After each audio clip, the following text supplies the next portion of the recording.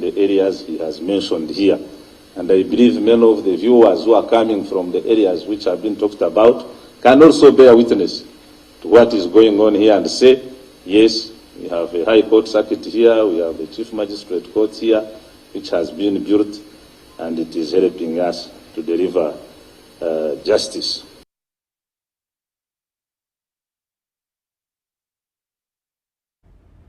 Now, the Minister for Education and Sports, Janet Kataha Museveni, has called upon Ugandans to embrace vocational skills development through vocational training. As she says, development of any country can best be achieved when her population is equipped with skills in different fields. Mrs. Museveni's message was relayed by State Minister for Higher Education, Dr. John Chrysostom Muyingo, during the graduation ceremony of Uganda College of Commerce, Pakwach. And after here, she'll be heading to... So what they were reporting was not the same with ours. That's why we have requested them to carry out a special UBOS assessment on people with disabilities, looking at the different functionalities. Because our request as a ministry is to know how many people are physical, how many are deaf, how many are blind, how many are whatever. Because you can't think disabled people can be put into one group. So those results, as we all know, UBOS has promised to give a final statement in December. This model has earmarked 10% of the funds of the parish for persons with disabilities. We need to enhance mobilization of persons with disabilities to benefit from the PDM. This is an addition, and in every parish, 10% of the money that goes of the 100 million is allocated to persons with disabilities. This government is focusing on the following areas to improve the well-being of persons with disabilities.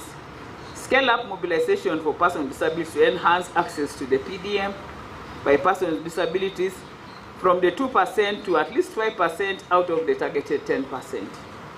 At the same time, rationalize part of the person with disabilities funds quota under the PDM to cover persons with disabilities with unique functional limitations to be served under the National Disability Grant. Finalize the inquest into extreme low-cost performance and low grades among learners with disabilities, so as to put in place better alternative mechanisms for learners with disabilities to enable them learn and perform at the same level like other learners without disabilities.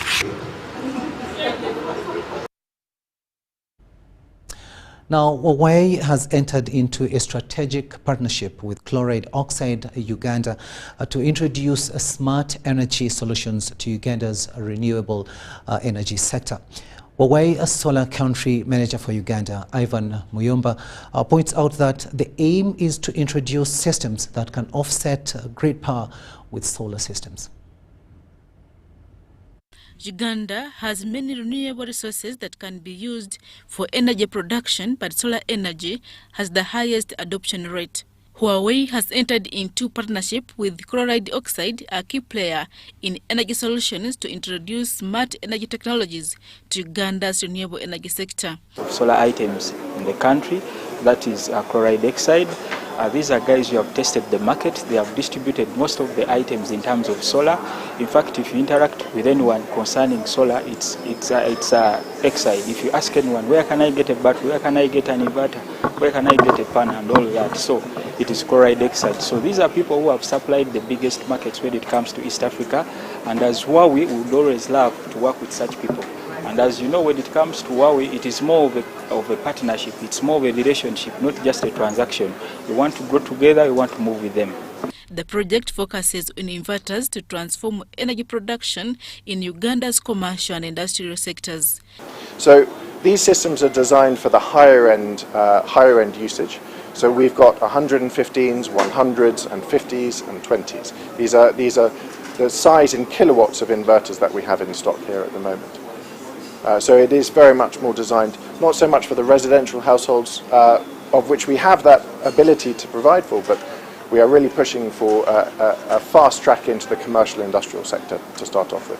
You know, when it comes to solar in Uganda, the biggest issue is about the performance of the solar systems, and the challenge is just about undersizing or oversizing. So you find that everyone complains that, you know, solar doesn't work or solar is very expensive, because when you reach these technicians over the market and you ask them, I need this system, they'll just ask you, what is your budget? For us, as who are we, what we say is that we need to work together, first of all, to size the system and know. And sizing the system requires an installer to go to the site to do a power study and ascertain the load profile of the customer. So it is this load profile that will guide to know the kind of system that they need, and that's what we do. So what we do, we first make sure that the installers understand our products, and we do this by doing trainings. The collaboration with chloride oxide targets rising demand for clean and reliable energy to address the country's energy demands.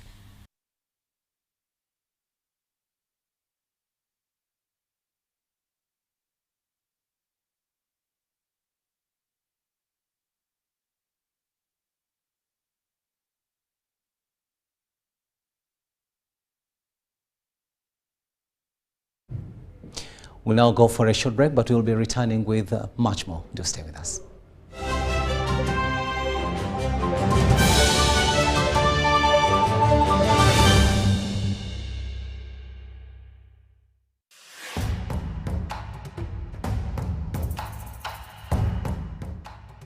Amazina ganje Nyetekwa Seruhanga John Bosco ninduga mu district ya Rukungiri, ndio muhanguzi wa miliyoni 18 na Uganda National Rotary.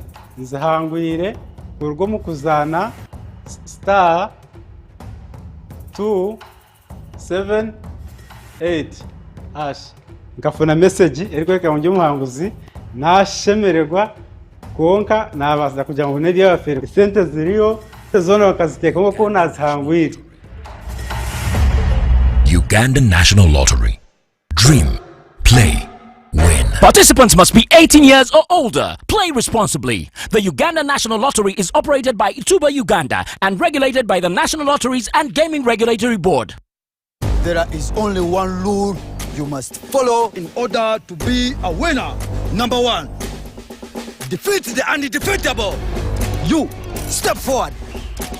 I want you to box the air until it falls down. I'm not seeing it falling in. You see it falling in. Box, winning is hard, but with MTN Momo, it's easy. Simply pay or shop with Momo for a chance to win mobile money every day. Use the Momo app or dial *165*3 hash.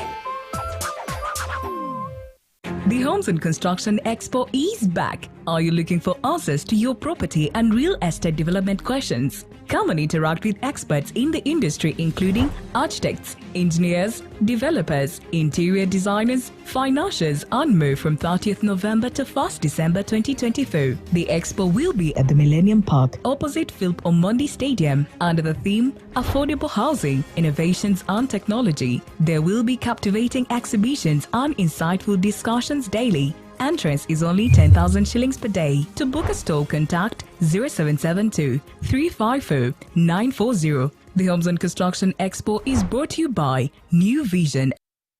The Ministry of Health informs the general public that there are some cases of Mpox detected in Uganda. The ministry, working with partners and affected district local governments, are doing their best to contain the situation. The signs and symptoms of Mpox are body rash, fever, general body weakness, headache, sore throat, nasal congestion or cough, and swollen lymph nodes. You can prevent yourself from getting infected with Mpox by avoiding close contact with people who have been confirmed to have Mpox or who have signs and symptoms of Mpox, avoiding touching or sharing personal items like beddings, eating utensils, phones, or other belongings of a person who has the signs and symptoms of Mpox. Avoiding contact, including eating with all wild animals, alive or dead, especially those known to carry the virus, such as rodents and monkeys, and those that appear sick or have been found dead. Getting vaccinated if you're among those who have been identified to be at high risk of Mpox infection. Mpox is treatable and usually goes away after 2 to 4 weeks. However, it can be severe, causing even death, especially among children, pregnant women, and those with other health conditions. For more information and support, contact your nearest health worker. Call the Ministry of Health's toll-free line on 0800 100 066 or send a free SMS to your report on 8500.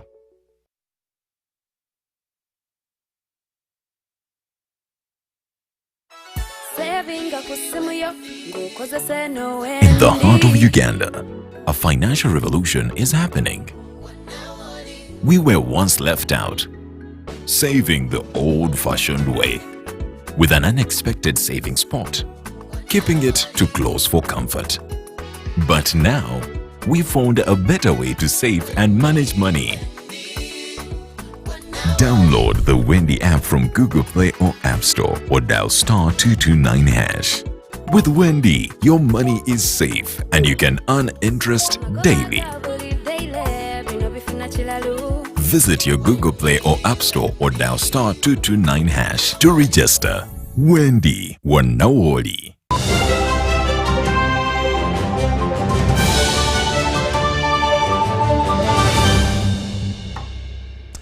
Welcome back from that break, and this is Lunchtime News here on UBC TV. A warm welcome to those of you just joining us. I am Rukidi Edward Kiijanangoma.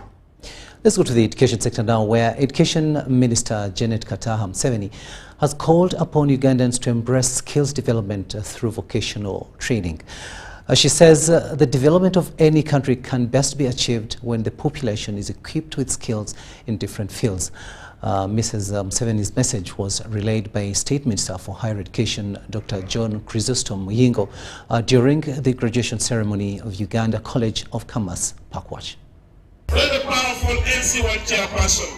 Japion Janina is a local council 1 chairperson of Ezova Cell Dual Award in Arua City, who was among the graduates at Uganda College of Commerce, Pakwach. She dropped out of school many times until she couldn't do much when her children prospered in education, hence prompting her to focus on paying their school fees. Right from my childhood, I've been facing problems with education. And reasons why I could not continue when I was young was I was also carrying a lot of responsibility. My children they were entirely in my hands. I was paying them right from nursery up to university. 2 of my children graduated. They said, "Mommy, go back to school. We are going to help you." According to Education Minister Janet Museveni Kataha, skills development through vocational training sets the pace for employability in the ever-competitive employment market. Kataha's message was contained in a speech read by State Minister for Higher Education, Dr. John Chrysostom Muyingo, who represented her as chief guest during the graduation ceremony at Uganda College of Commerce, Pakwach. Yes, I bring very warm and prayerful greetings from the First Lady. I take this opportunity to thank the TVET Operation and Management Department of the Ministry of Education and Sports, and heeding to His Excellency the President's advice of skilling Ugandan through vocational education and training. To develop our economy, we need skills. And to get employment, we need skills. Let us continue to embrace skills training and encourage as many people as possible to acquire skills for better livelihood. That's why government has plans to establish vocational training schools in every district before rolling it down to every constituency across the country. Skill Ugandans, particularly the youth, by establishing a technical school in every constituency in the country, starting with 1 per district. The effort is to make our children get the necessary marketable skills. If you acquire skills, there is no way you can fail to get a job. In their 15th graduation, Uganda College of Commerce Pakwach produced 528 graduates, with the majority of them being graduates in accounting. The greatest percentage, that is 56% female, and then 44% male. That means the government's policy to encourage and empower the girl child is actually succeeding. Graduates testify of inadequate hostel facilities as being one of the biggest challenges the college is facing that prompts students to rent in the communities. I found that the hostels were done. I had to look for a rental outside, of which the rentals were very expensive. So I found that the hostel was full. So the option which was there is to rent outside. What I should urge to the government to help us is maybe to build more hostels. And unfortunately, the small hostel facility that we have has got only 64 spaces. As your ministry, we are committed to ensure that these issues which have been presented get addressed strategically. Leaders of Pakwach district called upon the government to pay attention to the institution by addressing some of these pressing challenges. Joseph Odama, UBC News.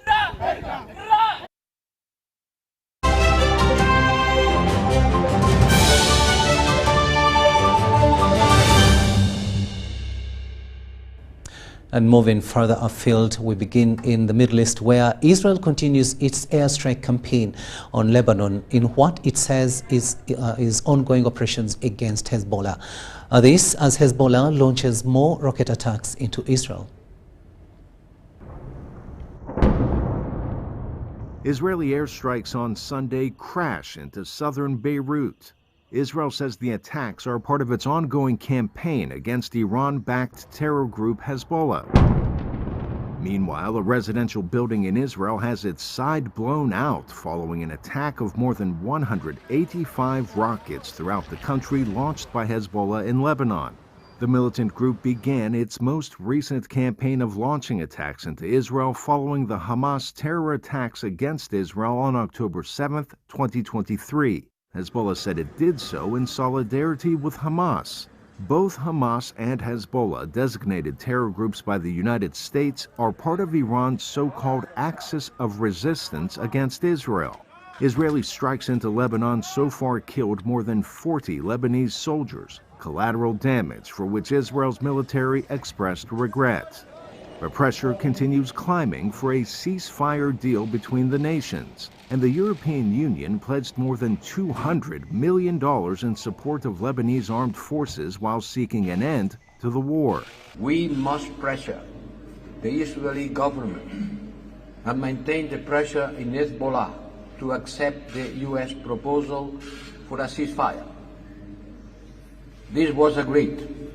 This proposal is pending with the final agreement with the Israeli government. As cross-border fire continues, Lebanon's caretaker prime minister accused Israel of sending a direct and bloody message rejecting all efforts to reach a ceasefire.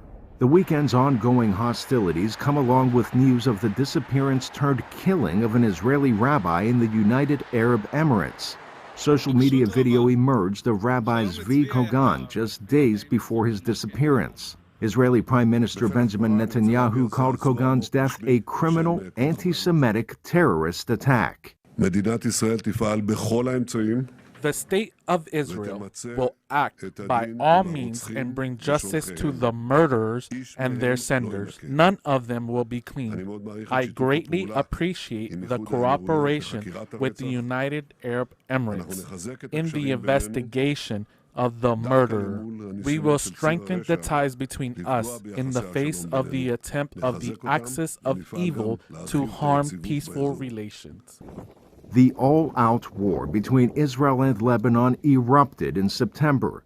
About 90 Israeli soldiers and nearly 50 civilians have died so far. And according to Lebanese officials, more than 3,500 people there died, with about 1.2 million people, nearly a quarter of its population, displaced. Arash Arabasadi, VOA News. To the U.S. now, where countries around the world are bracing for economic upheaval as incoming U.S. President Donald Trump threatens massive tariffs, especially on China.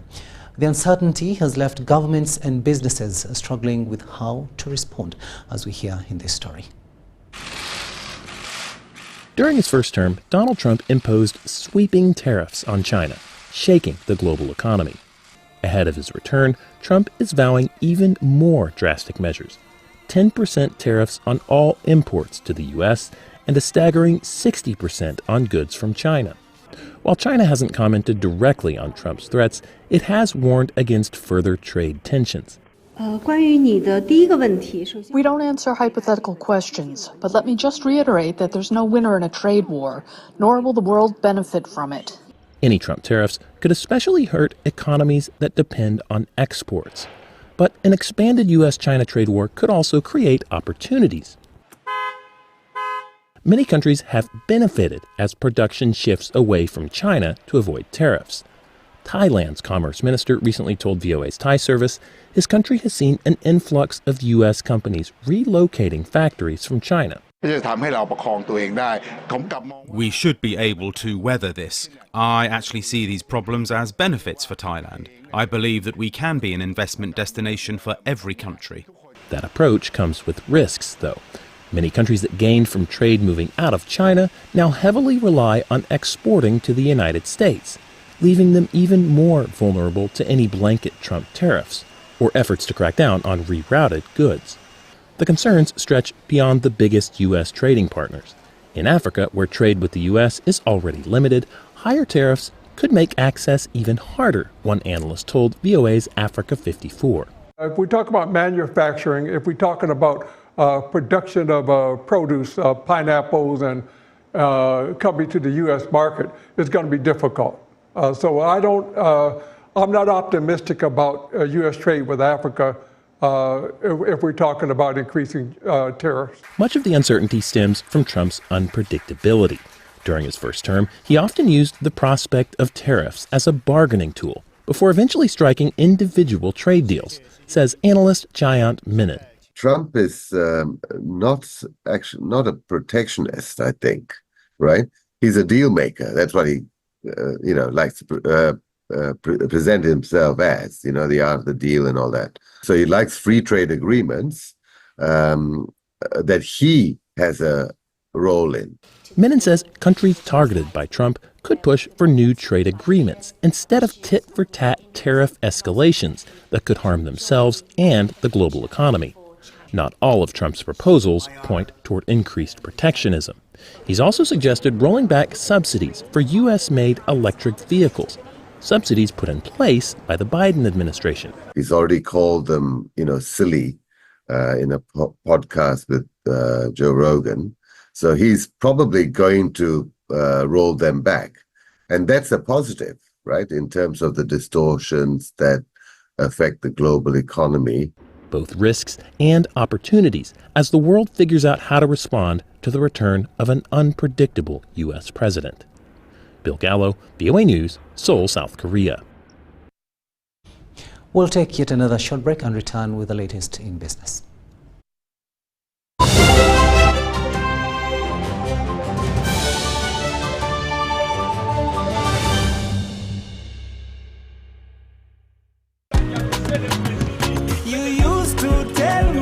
I don't make you happy. All that time you would be complaining. I'll call you every day. Yeah, yo, baby, don't know. You can now get all the Chibuzi out with MTN voice bundles. Call all networks. Kubei Dondoro. Buy a 25-minute voice bundle for only 1,000. Or buy any daily voice bundle of your choice. Dial *100 *21# and select daily or use the My MTN app. When we talk together, we are unstoppable.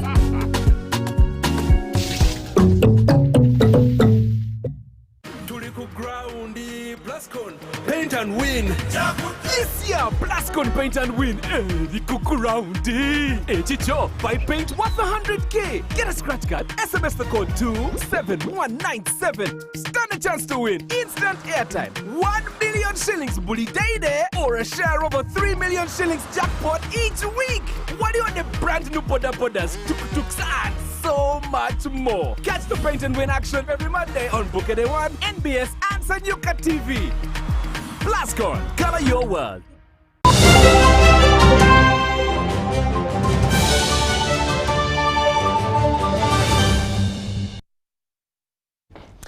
Welcome back, and let's look at sports news now, and we're looking at golf, where more than 150 golfers were part of the Rukidi Centenary Golf Tournament at the Rukidi Golf Course. Now, there are lots of surprises as a newly crowned champion, Akena Joseph, defeated the more experienced golfers.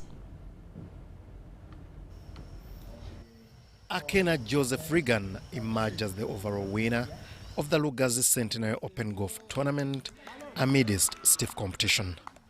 The 20-year-old posted 213 gross to win bragging rights and 2 million shillings. Akena, who started as a caddy at the Chitante Golf Course, was super excited after the win.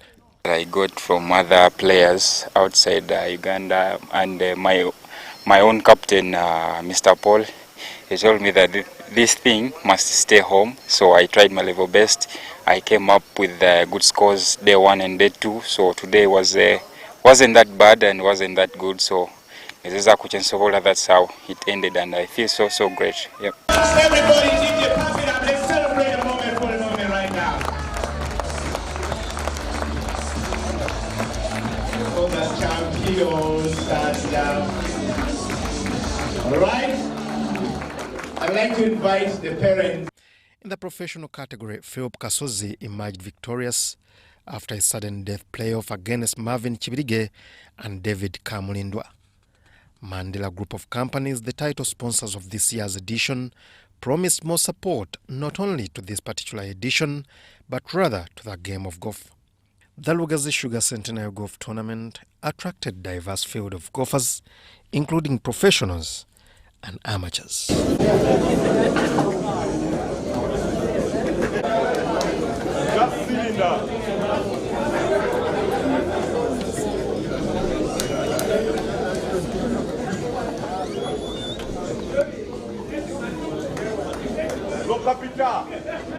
Here, handsome.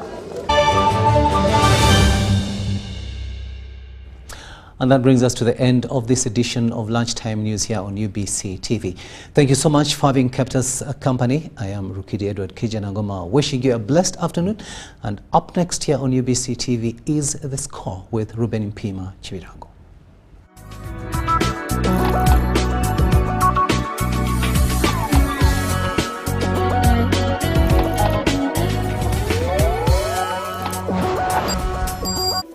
In a nation hungry for truth, a world where every story matters, there exists a beacon of trust and reliability.